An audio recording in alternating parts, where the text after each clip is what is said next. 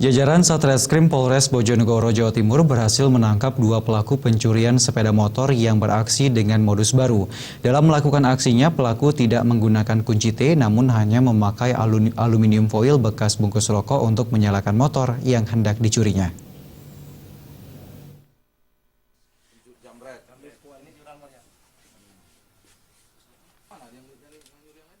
Dua tersangka pencurian sepeda motor ini dibekuk anggota Satreskrim Polres Bojonegoro di tempat berbeda.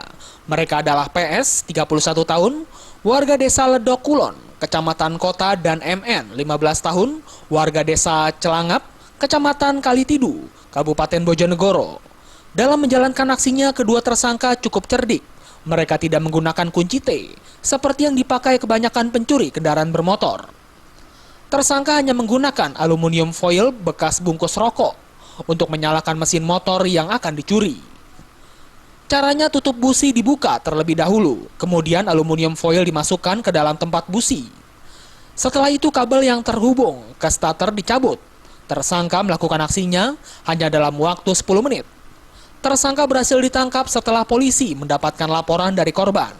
Dari tangan tersangka, polisi mengamankan barang bukti, 2 unit sepeda motor, sebuah kunci sepeda motor, dan sebuah STNK.